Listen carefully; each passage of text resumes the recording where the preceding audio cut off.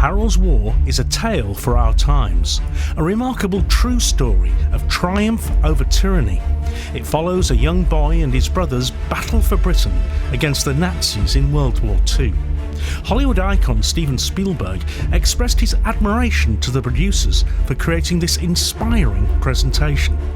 Keep listening to discover why. Then we heard the broadcast from, at that time, the Prime Minister Neville Chamberlain. And he told us that unless they heard from Adolf Hitler in Germany that he was prepared to withdraw his troops, then we would be at war. I have to tell you now that no such undertaking has been received, and that consequently this country is at war with Germany. The world premiere of Harold's War took place on the 85th anniversary of the outbreak of hostilities back in 1939. We captured the performance in a live podcast recording with a theatre audience, so you can share in the experience of this highly acclaimed production. Welcome to the East Riding Theatre in Beverley for the world premiere of Harold's War.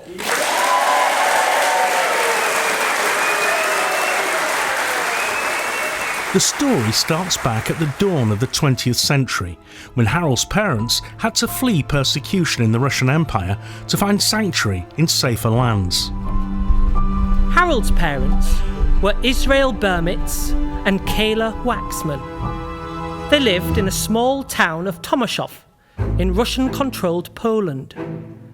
The region was in turmoil, with conflicts between Polish peasants and Russian authorities culminating in the Polish uprising of 1905 to 1907. In nearby Lodz, Russian police opened fire on a workers' demonstration, sparking the most dramatic insurrection. The Russian government fanned the flames by inciting anti-Jewish pogroms. Our story is built on first-hand testimony recorded 30 years ago in a school project by Harold's grandson Daniel, which captured vivid accounts of his family at war. I think it's amazing, right? It's an amazing history from the family that we managed to capture, and I'm so grateful that we did it all those years ago, and we can look back on these accounts and testimonies now, and I can show my children, which is so important, because it would be very easy that we hadn't captured all of that on camera, and those stories would have been lost. The Bermitz brothers were in France, evacuated from Dunkirk, fought in North Africa, liberated Italy, and much of Europe. What can I tell you about Dunkirk? The place was a mess.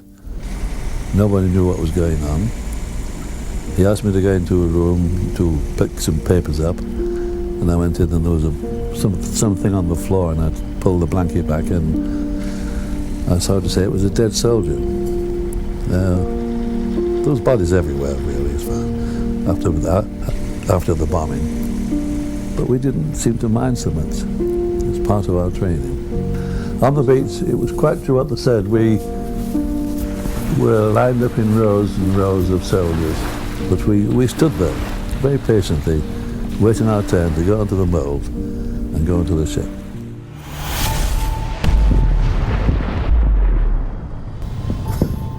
And he was in Africa, Sicily, and all the way through Italy.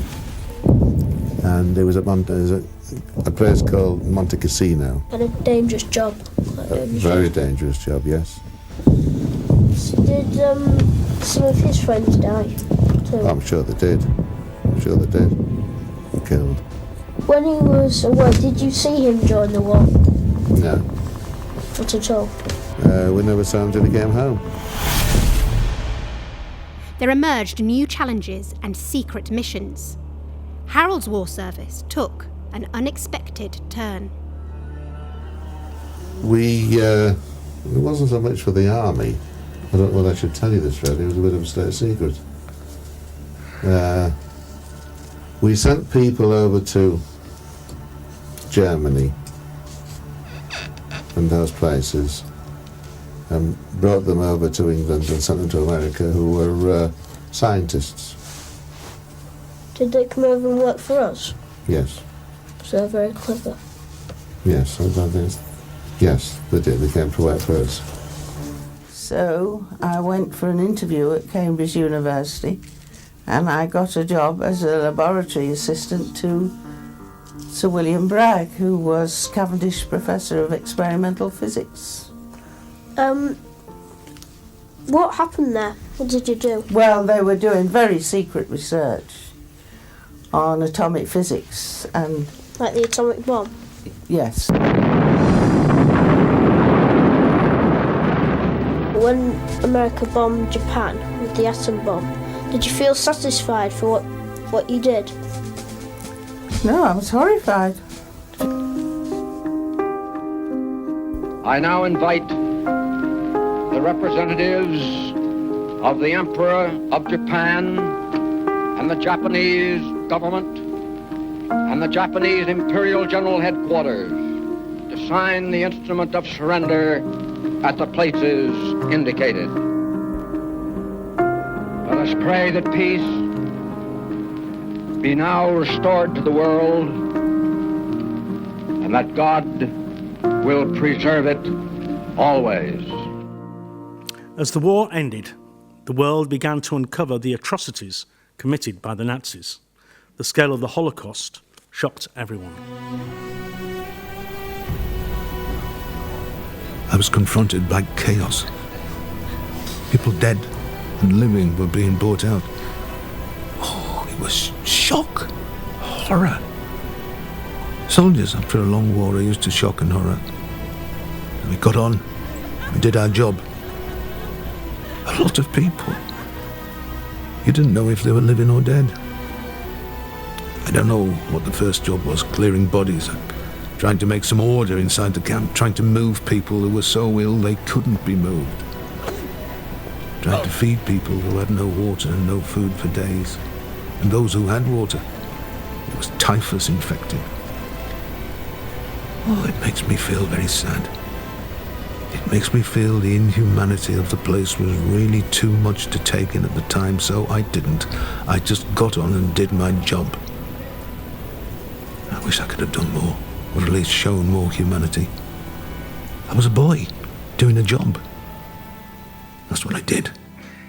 On returning to the camp 70 years later, he said, I'm glad I'm back. This will be the last time I'll be here. I've come to say goodbye. I hope they all rest in peace. It's estimated that over 50 million people died in World War II, including more than 12 million minorities and other enemies of the state in labour and concentration camps, ghettos, mass shootings and orchestrated violence. Half of this number, 6 million, were Jews. Research into Harold's family tree reveals not only those who perished, but also vast gaps. Entire family lines that abruptly ended. This represents an immeasurable loss to humanity. Potential talents in science, medicine, the arts, and countless other fields, all tragically unrealised.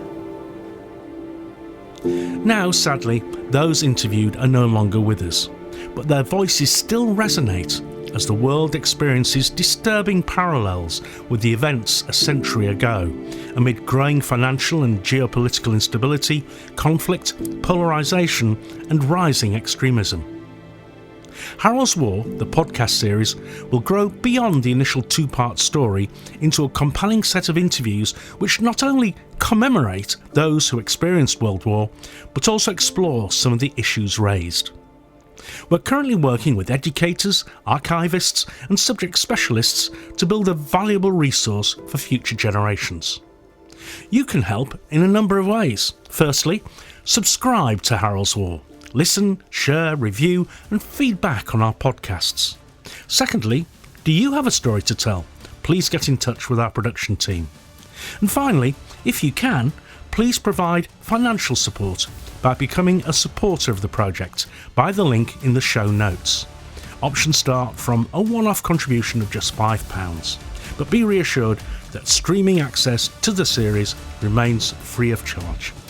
You can also follow our Harold's War pages on Facebook and Instagram. Thanks again for listening, and I hope you will find Harold's War as inspiring as Steven Spielberg.